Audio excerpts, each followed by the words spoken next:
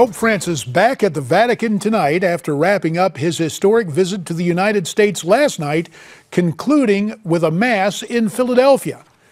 And now that the papal visit to the U.S. has concluded, a whole lot of folks are asking, was the message of Pope Francis as political as it was inspirational?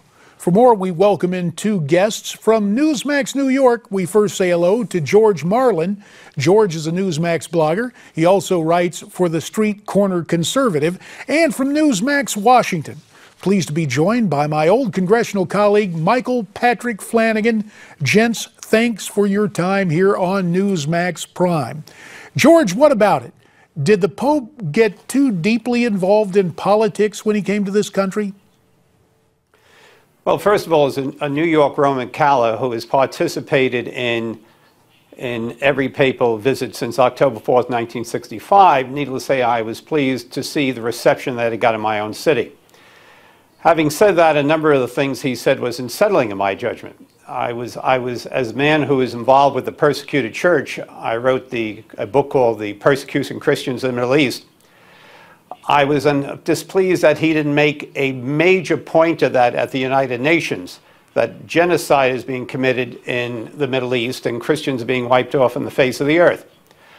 I think he spent too much time on the ecology, but what I remind my leftist friends is that in his encyclical Laudate Si, he said that a human ecology is violated by abortion, coercive means of population control, experimentation on embryos, and other offenses against the sanctity of life. You just made the case very eloquently, George, but the question becomes, did he make a strong enough case on those issues, speaking at Mass or in other forums here in the United States? Michael Flanagan, your take on the Pope and politics.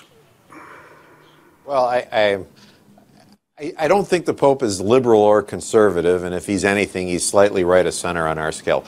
I think what he is he's South American. He's Argentinian. He grew up in Argentina, and he has a healthy dislike of the United States. He may like people in the United States individually. He and Boehner apparently are great friends, but as an institution, not a fan. He was there when we helped in the Falkland Islands against Argentina, and he has a healthy disrespect for the big bully of North America.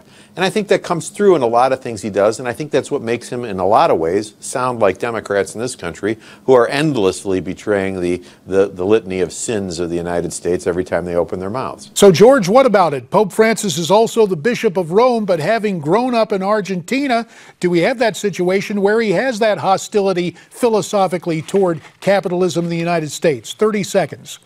Well, he's more than the Bishop of Rome. He's the supreme pastor. But I agree, he's grown up in a nation of crony capitalism, and he thinks those same principles, corrupt principles there, apply to the United States. I always found it interesting, at 78 years old, this is his first trip to the United States, and he doesn't understand English. So I'm hoping that seeing this nation and the prosperity here, particularly for immigrants that he came to the defense of, he's learned a lot that we're very different than Argentina. All right. We appreciate that, George. One last word to you, Michael Flanagan, 10 seconds. Does Pope Francis and his message and his presentation help or hurt the GOP in 2016? He can't hurt us, so I think he helps us in the long run because he has the good conservative message on the social issues. Fair enough. Gentlemen, we will have to leave it there. George and Michael, we thank you for your time. Now, it's time to take a look at what's on your mind via social media. Tonight, we hear from Burl, who writes in about Fox News and its treatment of Donald Trump.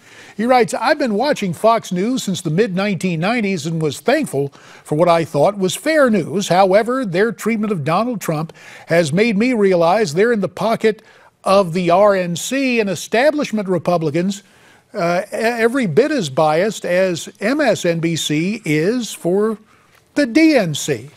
Burl, we thank you for your comments, and we'd like to hear from you. Here's how you can let me know what's on your mind. Log on to newsmaxtv.com/comment. My concluding comment tonight, stay brave, stay free, stay tuned.